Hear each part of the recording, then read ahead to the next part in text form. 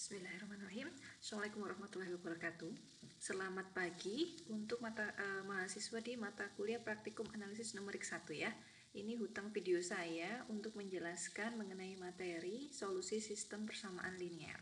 Jadi apa sih sebetulnya bisa lebih dulu yang solusi sistem persamaan linear juga nggak masalah karena metode yang dipakai juga tidak berbeda gitu ya. Jadi ini hutang video saya untuk menjelaskan mengenai solusi sistem persamaan linear. Nah, yang sudah kalian pelajari di mata kuliah, kita punya beberapa metode numerik ya untuk menyelesaikan menyelesaikan sistem persamaan linear. Contohnya, misalkan saya punya sistem persamaan linear dengan 3 variabel tidak diketahui, x1, x2 dan x3. Yang linear ya, karena sistem persamaannya adalah sistem persamaan yang linear, maka saya bisa membuat suatu matriks A yang merupakan isinya adalah koefisien dari sistem persamaan linear tersebut, dan saya bisa membuat suatu vektor B yang isinya adalah vektor ruas kanan dari SPL tersebut gitu ya. Jadi harus tahu dulu apa itu matriks A dan apa itu matriks B. Jangan sampai terbalik atau jangan sampai membuat ini jadi negatif gitu ya, karena ceritanya nanti hitungannya akan jadi lain secara metode numerik. Nah, misalkan saya punya sistem persamaan linear seperti berikut. 3 persamaan, 3 variabel tidak diketahui dan tidak saling satu sama lain saling bebas linear ya, jadi tidak ada kelipatan antara satu persamaan dengan persamaan yang lain. Artinya saya bisa konstruksi matriks A, ukurannya adalah matriks 3 kali 3 ya, matriks 3 kali 3, matriks B nya juga vektor 3 kali 1. Matriks A ini bisa kalian hitung inverse-nya menggunakan cara manual ataupun menggunakan software, bahwa matriks ini memiliki inverse dan determinannya tidak sama dengan 0. Artinya matriks A bukan merupakan matriks singular ya. Artinya kalau dia bukan matriks singular, kita bisa tahu inverse-nya. Sebetulnya mungkin ada pertanyaan begini, Bu, kenapa harus susah-susah pakai metode numerik gitu ya untuk mencari solusi dari sistem persamaan linear? Kenapa nggak kita hitung saja sih, Bu? Ini saya masih mampu kok menghitung solusi x1, x2, x3 dari persamaan ini dengan substitusi, dengan eliminasi saya masih mampu. Atau saya bisa menghitung pakai aturan Cramer, saya juga masih bisa menghitungnya. Oke, untuk contoh yang saya berikan, memang saya pilih contoh sistem persamaan linear yang masih bisa dikerjakan secara manual. Artinya dimensinya masih memungkinkan untuk bisa diselesaikan secara manual, baik secara eliminasi maupun substitusi. Artinya kita bisa peroleh solusi eksak. Solusi sebenarnya dari perhitungan manual, perhitungan eksaknya itu seperti apa? Atau paling gampang kalian cari inverse A, lalu kalian kalikan A inverse dengan vektor B, itu sudah akan ketemu x1, x2, x3. Itu cara yang paling sederhana secara aljabar ya. Lalu kenapa rumput-rumput harus pakai metode numerik gini? Jadi metode numerik kita gunakan untuk menyelesaikan sistem persamaan linear yang dimensinya lebih besar dan juga ukuran persamaan atau banyak persamaannya juga lebih besar gitu. Bayangkan kalau kalian dihadapkan dengan permasalahan dunia nyata di mana variabelnya ada 10 dengan persamaannya juga ada 10. Itu human error ketika menghitung untuk 10 persamaan dengan 10 variabel tadi itu akan sangat tinggi gitu ya. Jadi untuk mengurangi human error tadi lebih baik digunakan metode numerik untuk mendekati. Lalu bagaimana kita bisa memastikan bahwa solusi dari metode numerik tersebut adalah solusi yang memenuhi sistem persamaan linear kita? Disubstitusikan lagi. Ketika solusi yang sudah diperoleh disubstitusikan ternyata memang benar memenuhi, artinya memang dia adalah solusi kan? Ya. Jadi tujuannya itu. Jadi kenapa kok contoh soalnya diambil yang dimensinya sedikit, nanti di latihan soalnya yang lebih dimensinya bisa 4, bisa 5 gitu ya. Karena memang saya ingin mencoba dengan konsep yang paling sederhana. Jadi untuk hal yang sederhana kita coba metode numerik kita. Lalu ketika kalian dengan contoh soalnya sudah sederhana itu bisa mengerjakan, artinya kalau diberikan dimensi yang lebih tinggi cukup memperumum saja. Yang di sini kita berbicara untuk dimensi 3, kalau diperumum persamaannya 4 atau persamaannya seperti saya bilang tadi ada 10 dengan 10 variabel tidak diketahui, maka kalian bisa perumum dengan 10 persamaan gitu ya, 10 persamaan dengan 10 variabel. Oke, jadi kita ingat-ingat ya, matriks A-nya isinya adalah min 3, 10, min 1, 2, min 1, 12, 8, min 3, 2, dan B-nya 10, 16, 20. Metode pertama yang sudah saya jelaskan di mata kuliah analisis numerik adalah yang kita gunakan, namanya ada dua metode eliminasi yang kita pelajari. Jadi ada tiga tipe ya, ada metode eliminasi, ada metode faktorisasi, dan ada metode iterasi ya. Sisi semua Bu, ya asal nggak flu aja kan ya, biar nggak terlalu banyak sisi. Oke, eliminasi Gauss. Metode eliminasi ada dua, metode eliminasi Gauss dan metode eliminasi apa? Gauss-Jordan ya. Oke, pertama kita bahas dulu yang sederhana, eliminasi Gauss. Eliminasi Gauss kemarin tujuannya apa? Untuk membuat si matriks A ini menjadi matriks segitiga atas. Artinya yang di elemen 21, di elemen 31, dan di elemen 32 nilainya 0 gitu ya. Tentunya kalau kita mau mengubah matriks A, matriks B-nya juga harus diubah ya. Nah, ini sudah saya cantumkan script oktavnya. Artinya Anda harus memasukkan matriks A-nya apa, vektor luas kanan B-nya apa, lalu dia akan menghitung dengan algoritma yang sudah ada ini ya. Cara eksekusinya gimana Bu? Ya, masukin A-nya, koefisien matriks A ini di comment window, kalian coba min 3, 10, min 1, matriks koefisien ya. Jadi ini baris pertama, ini baris kedua, ini baris ketiga. Yang ini B-nya adalah vektor luas kanannya, 10, 16, dan 20. Nah, ini dia akan membuat matriks yang di sini itu yang dibuat itu matriks apa? Matriks koefisien yang di sini adalah vektor B, gitu ya.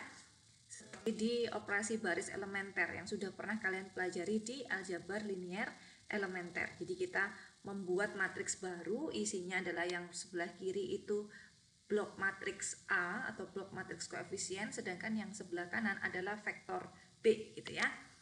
Nah, kita lakukan proses pivoting. Pivoting apa? Ingat ya, pivoting itu adalah membuat elemen yang ada di diagonal itu adalah elemen yang paling besar nilainya. Jadi jadi ini ya, jadi ini 8 min 32, ini saya ambil dari baris ketiga, min 3 10 min 1 10 dari baris pertama, yang 2 min 1 12 dari baris kedua yang di sini ya.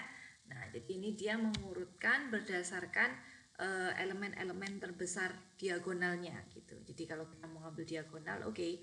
Jadi di sini 8, 10, 12. Ini yang paling besar di sini adalah 8, yang paling besar dari kolom pertama, kolom kedua adalah 10, dan yang paling besar dari kolom ketiga adalah 12 gitu ya. Nah, jadinya begini. Hasil eliminasi Gauss dari script yang sudah kalian coba tadi itu seperti ini ya. Jadi saya peroleh A-new, kita tujuannya tadi apa? Tujuan kita adalah sebentar, ini sama dengan yang ini. Oh, ini menghitung iterasinya. Jadi iterasi pertama yang saya buat 0 masih elemen 2 baris ke elemen baris kedua kolom ke 1, sedangkan yang di ketiga yang saya buat 0 sama yang kolom kedua, baris ketiga kolom kedua gitu ya. Nah, ini yang terakhir ini adalah matriks segitiga atas yang kita mau gitu ya. Jadi sudah jelas bahwa X3 jelas nilainya 1. Lalu yang di X2, X3-nya tahu, substitusi ke X2, substitusi mundur akan kita peroleh X2.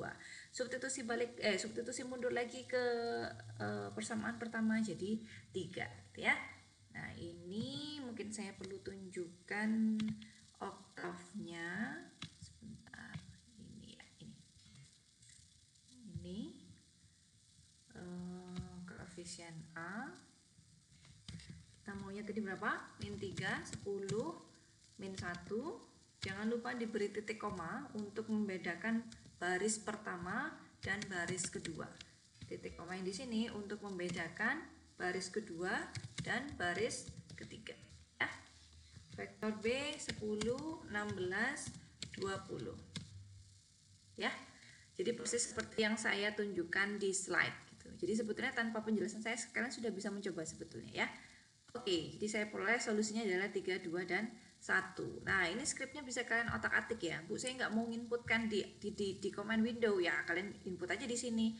Saya nggak mau inputkan B-nya juga. Saya bolak-balik input takut keliru ya. Kalian ketik aja di sini gitu ya. Coba dimodifikasi sendiri dari skrip yang sudah saya tuliskan di slide praktikumnya.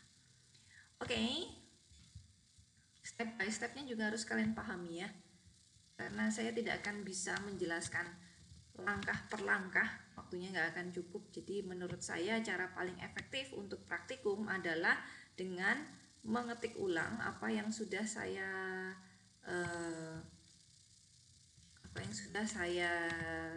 tulis di slide gitu. Itu cara paling sederhana. Atau kalau kalian memang sudah jago gitu ya untuk programming, yang bisa kalian lakukan bukan hanya mengetik ulang, tapi menutup code yang sudah saya berikan, lalu kalian buat lagi code kalian sendiri gitu, dengan output yang seperti yang saya inginkan gitu ya.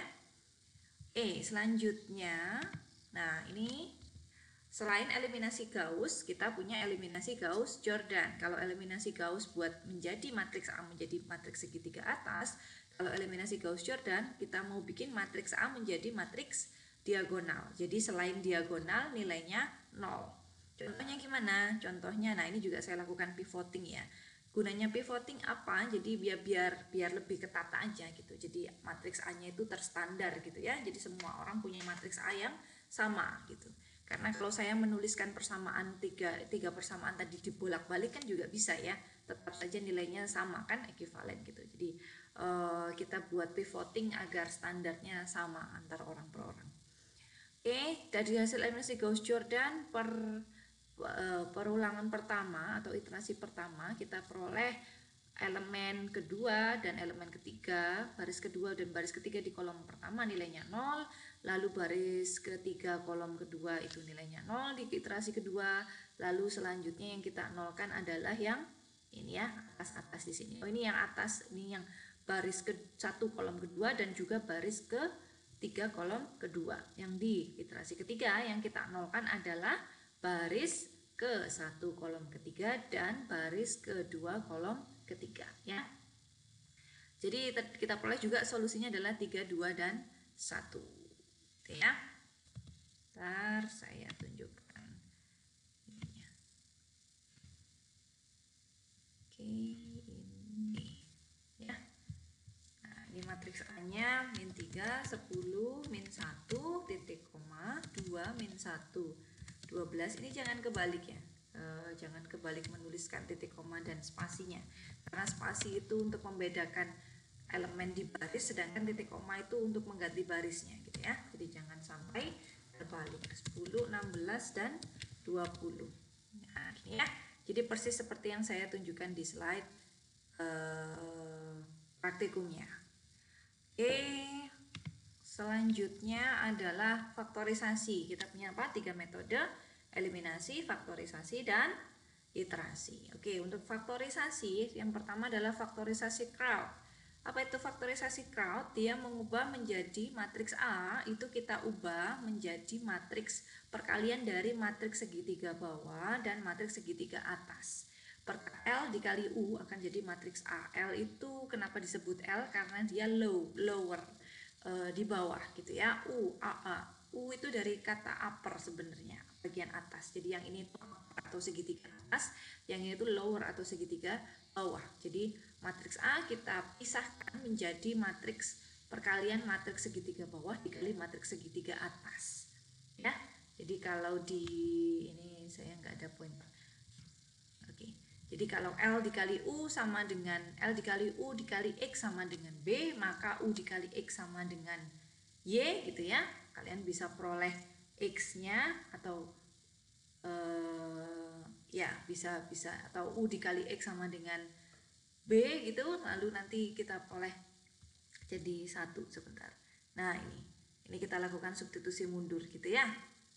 Nah, ini UB dibagi L, berarti LU ya. Ini konsepnya ada di mata kuliah analisis numerik ya.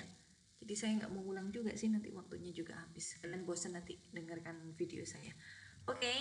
Lalu mana tadi sebentar. Kalian bisa coba pada skrip yang sudah saya ketikkan di slide. Nah, ini untuk faktorisasi crowd.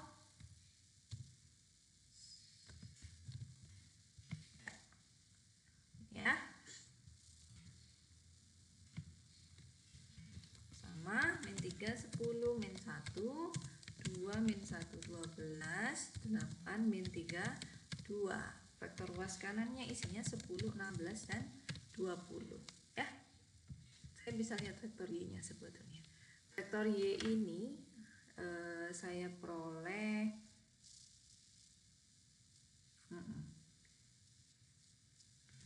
inverse L dikali B.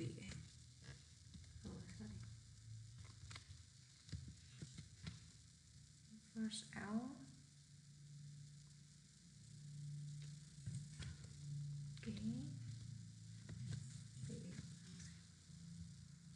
ya, betul. Jadi saya punyanya adalah suatu L dikali Y, itu L dikali Y sama dengan B. Artinya saya bisa peroleh Y-nya berapa, dan saya juga peroleh Y itu U dikali X sama dengan Y, gitu ya. Jadi stepnya kan begitu ya. Oke. Selanjutnya faktorisasi Cholesky. Oke, kalau faktorisasi Kraut, matriks A kita bagi menjadi perkalian atau kita dekomposisi menjadi perkalian matriks segitiga atas dan segitiga bawah. Sedangkan pada faktorisasi Cholesky sama, kita masih bikin A sebagai perkalian matriks segitiga atas dan segitiga bawah, tapi matriks segitiga atas adalah matriks transpose dari matriks segitiga bawah. Apa artinya transpose? Jadi dicerminkan terhadap diagonal. Jadi kalau sebelumnya ini elemennya di 21, maka di matriks segitiga atasnya jadi elemen di 12. Yang di sini sebelumnya di matriks L jadi elemen 32, yang di sini jadi berapa? 23 ya. 2 yang ketiga gitu ya. Begitu juga yang lain. Nah, ini kalau yang diagonal sih sama ya. Itu. Jadi lebih variasi matriks yang digunakan lebih sedikit. Kalau yang faktorisasi dekomposisi LU sebelumnya, faktorisasi Kraut atau dekomposisi LU itu matriks segitiga atas dan segitiga bawah bisa jadi punya elemen yang berbeda, nilai-nilai yang berbeda isinya. Sedangkan kalau faktorisasi Cholesky, matriks segitiga atasnya adalah matriks transpose dari matriks L, gitu ya. Ini juga diperoleh 3, 2, dan 1, gitu ya. Oke, sebentar, laptop saya ini ya.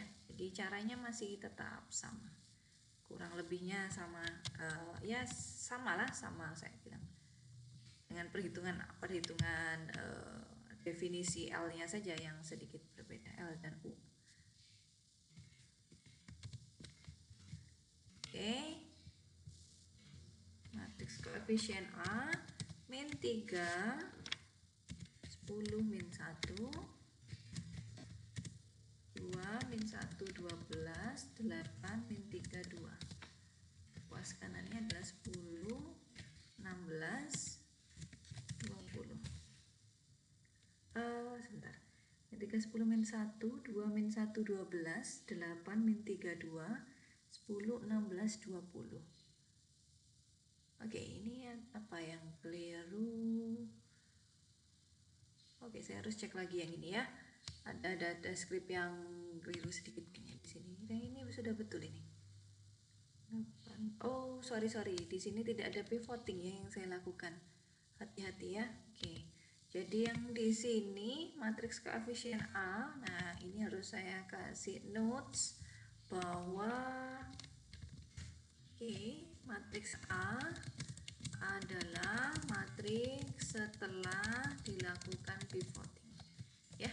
Jadi terlihat betapa pentingnya dilakukan pivoting ya. Ketika saya tidak melakukan langkah pivoting untuk faktorisasi Cholesky, yang terjadi itu nggak cantik ya.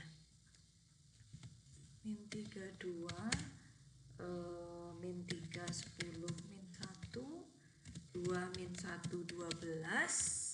Vektor B-nya adalah 10, 16, kebalik. Dia 20, sebentar, 10 dan 16. Nah, ini jadi baru betul ya.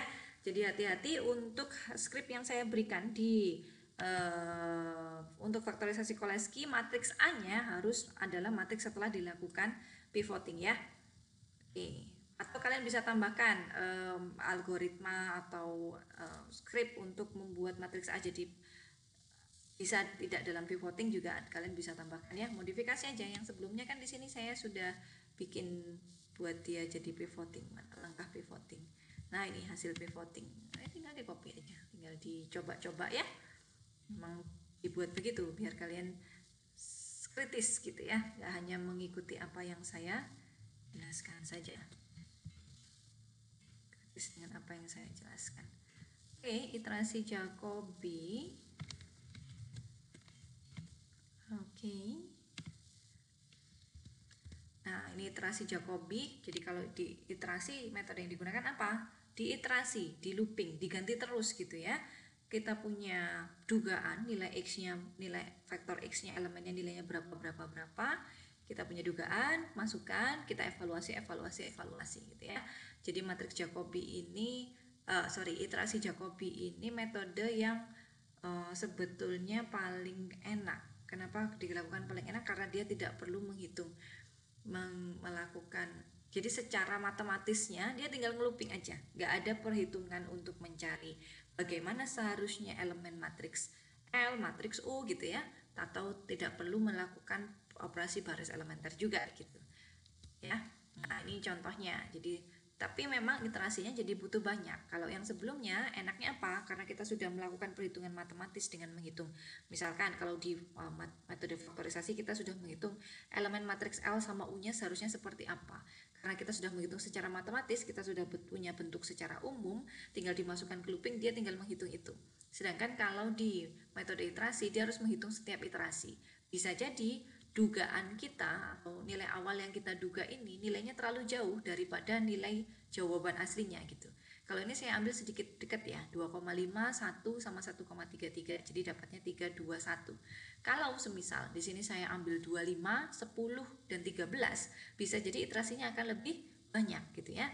Walaupun saya tarik di 2,5, 1 sama 1,3 itu iterasinya sudah 19 gitu ya. Lebih dari 10, apalagi kalau saya pasang lebih besar 250, 100 sama 133 itu akan lebih banyak iterasinya gitu ya. Di lain sisi iterasi Jacobi ini kelebihannya apa? Jadi kita tidak perlu melakukan metode matematis yang terlalu rumit di skripnya, di perhitungannya ya. Lalu untuk iterasi Gauss-Seidel ini kalau iterasi ya bedanya di perhitungan bagaimana perhitungan iterasinya sih ya. Kalau ini itu dia pakai X sebelumnya, dia hitung lagi selisihnya. Kalau ini pakai X yang paling baru gitu lah, yang ini yang Gauss-Seidel, sehingga iterasinya yang diperoleh juga lebih sedikit. Kalau sebelumnya ada dengan titik awal yang sama, untuk iterasi Gauss itu saya dapat 19, iterasi Jacobi saya peroleh 19 iterasi, sedangkan untuk Gauss-Seidel saya dapat 7 iterasi saja, dan itu sudah dapat solusinya ya. Nah, ini juga bisa dicoba script octave-nya. Ini iterasi Gauss-Jacobi ya, Jacobi matriks koefisien A. Coba saya tidak pakai pivot. 2 min 1 12, 8 min 3 2 dan 10 16 20. Oke ya, dapatnya begitu ya, sama dengan yang sebelumnya. Begitu juga untuk yang iterasi Gauss-Seidel.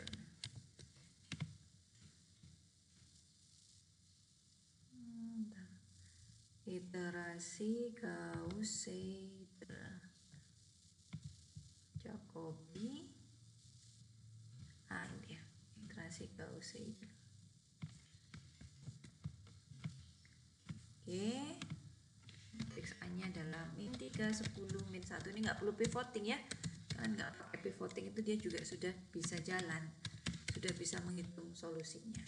Cuman bayangkan jika sistem persamaan kalian cukup besar, looping yang diperlukan juga akan semakin banyak tentunya. Nah, dia dapat 3, 2, 1, walaupun nggak pakai pivot ada iterasinya, walaupun ya hitungannya beberapa detik ya. Kalau saya pasang TikTok di sini buat melihat berapa detiknya, ini saya pasang TikTok. Oke, saya running lagi. Min 3 10 min 1 2 min 1 12 8 min 3 2 10 16 20. dia hanya butuh 13,6431 second gitu ya. Walaupun iterasinya 7, kita butuhnya juga enggak detik lah, enggak sampai 1 menit. Oke, gitu. Jadi begitu materi praktikumnya. Ini latihan soal bisa dikerjakan, bisa dicoba-coba, lalu bisa dikerjakan tugasnya. Jadi kalian bisa bagaimana mengaplikasikan skrip-skrip tadi. Saya maunya setiap anak punya file praktikum gitu, punya file skrip. Jangan sampai kalian sudah ambil mata kuliah analisis numerik, mata kuliahnya dan praktikumnya, tapi di akhir perkuliahan sama sekali tidak ada skrip yang kalian bikin. Nah, itu tidak saya harapkan. Jadi saya harapkan walaupun kuliah daring dan kuliah mandiri masing-masing di rumah masing-masing dan saling berjauhan kalian satu sama lain, saya harap setiap mahasiswa punya skrip yang dibuat gitu ya. Saya sudah bikinkan, sudah buatkan skripnya. Paling gampang dan paling sederhana adalah kalian ketik ulang. Ya, jika kalian merasa kurang menantang mengetik ulang, saya maunya bikinnya sesuatu yang berbeda, Bu. Nggak maulah ngikutin yang Ibu gitu ya. Boleh, saya nggak pernah melarang dan silahkan saja. Malah saya mengharapkan sebetulnya itu.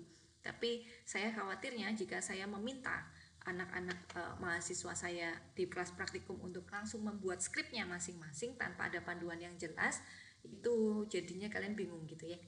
Dan tidak semua anak itu jago dalam membuat skrip gitu. Jadi harus ada yang memandu juga gitu. Walaupun ada beberapa anak-anak yang outstanding yang bisa membuat skrip sendiri tanpa ada panduannya, silakan saja. Itu malah untuk melatih kalian membuat skrip sendiri gitu ya. Oke, jadi tidak ada alasan untuk tidak punya skrip untuk mata kuliah analisis numerik, apalagi yang mengambil kuliah di kelas saya ya. Oke, begitu kuliah praktikumnya untuk materi sistem persamaan linier. Semoga bisa menjadi ilmu yang bermanfaat dan barokah, dan bisa bermanfaat dunia akhirat untuk kalian ya. Saya akhiri kuliahnya. Wabillahi taufik wal hidayah. Wassalamualaikum warahmatullahi wabarakatuh.